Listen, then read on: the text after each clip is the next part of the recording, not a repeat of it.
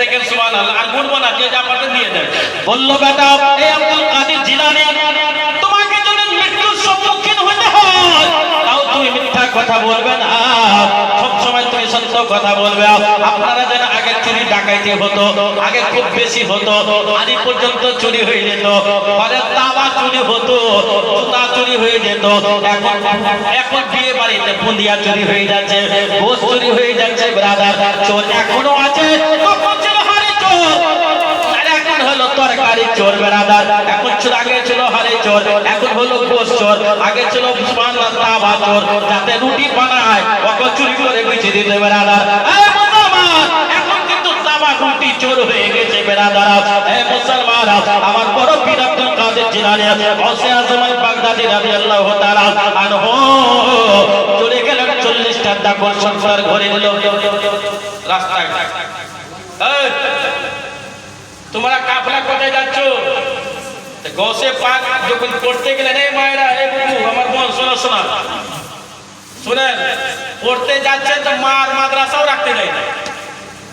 এখন তো আধার কার্ড আলো बोला आपका कार्ड लगी है, आधार कार्ड से नहीं हुई, आधार कार्ड की कार्ड कार्ड আবার নোংরা কথা একজনা বলে তার কি কার্ড হবে, স্বামী স্ত্রীর কার্ড হবে নাকি?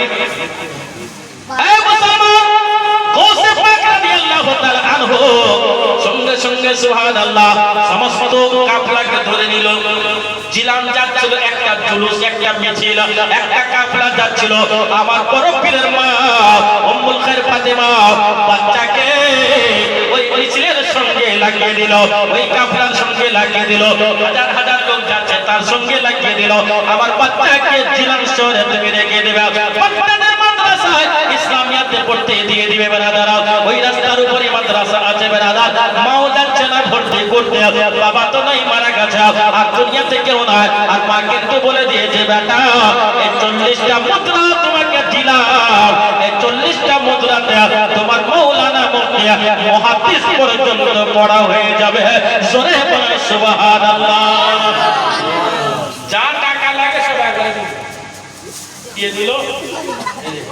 আমারও জান নাই গো, টিকটিকিকে দেখে অত লাভ, গিরগিটকে দেখে লাভ আছে।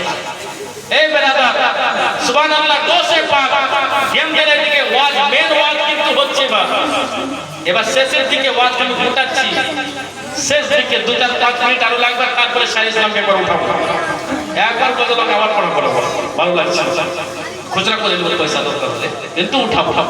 ব্রাদারানে মিল্লাত ধ্যান দেন এদিকে। গাউসে পাক রাদিয়াল্লাহু তাআলা যত লোক যাচ্ছিল, যত যাচ্ছিল তোমার দেখছি সব, যত লোক যাচ্ছিল তার মধ্যে বাচ্চাকে গাউসে পাকের মা আর বাচ্চাকে লাগিয়ে যাও, আর বেটা ওই জিলানী ওই মাদ্রাসাতে বাগদাদে মাসায় পড়বে, তো পাঠিয়ে দিল। সাদরিতে 40টা সোনার মুদ্রা নিয়ে চলে যাচ্ছে।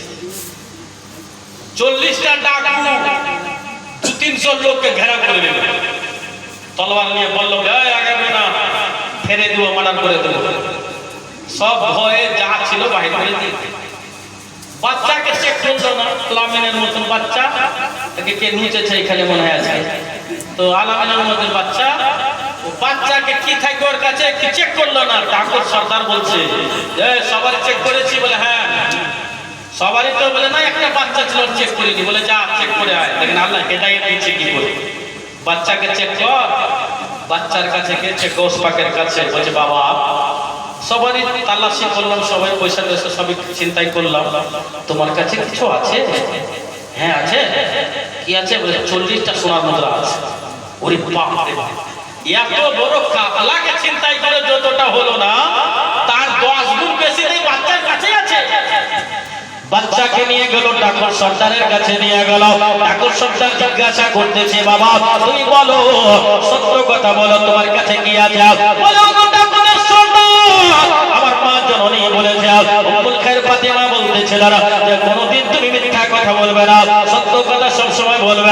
যদি তোমার গর্দন চলে যায়, কিন্তু সত্য কথা বলবে, মিথ্যা কথা কোনদিন বলবে না। ব্রাদার, এ মুসলমানরা, ওগো মা জননী মন দিয়ে শোনো না, ও ভাই ব্রাদার মন দিয়ে শোনো না, ওগো আম্মা জান আপনারা দিয়ে দিয়ে শোনো না।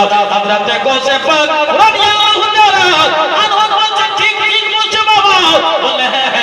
বলতেছে বলে কোন জায়গায় আছে সঙ্গে সঙ্গে চেনকে খুলে দিল দেখিয়ে দিল সোনার মুদ্রা এই জায়গায় সেলাই করা আছে যেমনি সেলাই করা দেখিয়ে দিল দেখিয়ে দেওয়ার পরে পরে বলতেছে মুদ্রাটা নিয়ে নিল টাকাটা নিয়ে নিল সোনার মুদ্রাটাও নিয়ে নিল নিয়ে নেওয়ার পরে পরে তাকে বলতেছে বাবা বলো তুমি একবারও তো না বলতে পারতে আমরা তোমার তল্লাশি নিতাম না বলে না আমার মা বলেছে সত্য কথা বলতে আমি সত্য কথা বলবো মিথ্যা কথা বলা যাবে না বলে কেন একটা মিথ্যা কথা যদি কেউ বলে 100 মিথ্যা কথা বললে ওইটা সত্য হবে না একবার আমিও মিথ্যা কথা বলেছি মাদ্রাসা জিজ্ঞাসা করছে হেড হুজুর ওই নাদবাতুল মাতে লখনউতে क्यों नहीं आया বলে বুখার জ্বর হয়ে গেছে জ্বর হয়নি আমার এদিকে বলে দিয়েছে জ্বর হয়েছিল বলে আসে তো এবার জ্বর হবার তো হয়নি তো বলা হলো মিথ্যা তারপরে বলছে কোন ডাক্তার দেখিয়েছো তাই বলে হেমোপ্যাথি ডাক্তার ওইটাও মিথ্যা বলছে কোন ওষুধ দিয়েছে ভোলা ওষুধ দিয়েছে আমি ওষুধ পাক রাদিয়াল্লাহু তাআলা আনহু বলতেছেন বাবা আমার মা বলেছিলেন সত্য কথা বলতে আমি তার জন্য সত্য কথা বললাম আর সত্য কথা বললে সুবহানাল্লাহ আল্লাহর হুকুম হয়ে গেল আল্লাহর হুকুম হলো আব্দুল কাদের জিলানী রাদিয়াল্লাহু তাআলা আনহু সুবহানাল্লাহ বলতেছেন বাবা কেন তুমি চুরি করবে নাও 40টা সোনার মুদ্রা তুমি নিয়ে নাও আল্লাহর হুকুম হলো টাকুর উপর আল্লাহর রহমত বর্ষে গেল তার মন চেঞ্জ হয়ে গেল তার দিল পরিবর্তন হয়ে গেল বলো গো বাবু আমরা এই জীবন মিথ্যাবাদীতে চলে গেল এই জীবনটা ডাকাইতে চলে গেল এই জীবনটা ছিনতাইয়ে চলে গেল এই জীবন ছিনতাই করে করে চলে গেল এই জীবনটা খারাপ কাজ করতে করতে চলে গেল এই জীবনটা বাটপারি কাটমানি করতে করতে চলে গেল তুমি সত্য ছেলে হয়ে মিথ্যা কথা বলতে পারো না তোমার ঈমান কত বড় এই আব্দুল কাদের জিলানী শোনো আমাকে আজকে তওবা পড়িয়ে দাও তওবাতুন নাসুহা পড়িয়ে দাও আমি আজ থেকে সুবহানাল্লাহ ওয়াদা করতেছি আর আমি কোনোদিন চুরি করব না আর কোনোদিন আমি ডাকাতি করব না আর আমি কোনোদিন ছিনতাই করব না ওগো বাবা আমাকে তুমি তওবা পড়িয়ে দাও আর তওবা পড়িয়ে দেওয়ার পরে পরে আমাকে কলমা পড়ে মুসলমান করে দাও মুসলমান করে দেওয়ার পরে পরে তোমার মুরিদে আমাকে দাখিল করে নাও জোরে বলো সুবহানাল্লাহ গৌস পাক রাদিয়াল্লাহু আনহু সর্বপ্রথম মুরিদ করেছেন ডাকুদের সরদার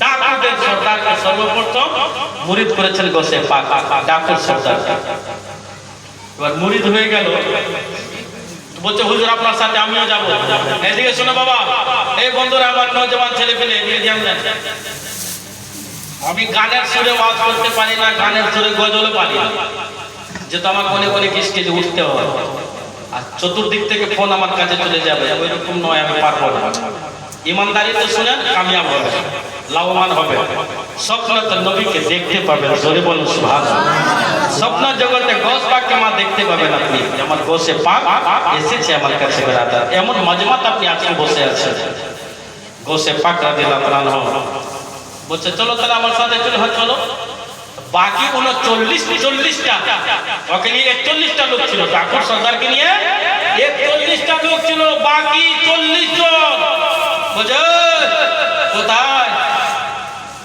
বলছে আমি তো তোমাকে দেখলাম আমি তওবাতুন নাসুহা পড়ে নিয়েছি আমি কলমা পড়ে নিয়েছি আমি মুসলমান হয়ে গেছি আমি এই বাচ্চার সত্যতা থেকে লক্ষ্য রেখে আমি সত্যবাদী হয়ে গেছি আমিও চলে যাবো ওর সাথে বলছে হবে না তুমি ছোট থেকে আমার সর্দার থেকেছো আর বড় হয়ে আমাকে ছেড়ে পালিয়ে যাবে কি করে হতে পারে আমাকে কি করে ছেড়ে পালিয়ে যাবে তা হবে না তোমার ওই গৌসে পাককে বলো বাচ্চা ছেলে বলো আমাদের তওবাতুন নাসুহা পড়িয়ে দেবে আর আমাকে কলমা পড়ে মুসলমান করাও আমাদেরকে মুরিদ করে দেবে আজ পর্যন্ত ছোট থেকে বড় ও ডাকুর সন্তান তুমি ছিলে আজকে তুই ইমানদারের সরদার তুমি হবে জোরে বলুন সুবহানাল্লাহ এই 41টা ডাকুর সরদার সহ 41 জন সুবহানাল্লাহ সবাই কলমা পড়ে মুসলমান হয়ে গেল আর যেমনি মুসলমান হয়ে গেল 40টা দেশে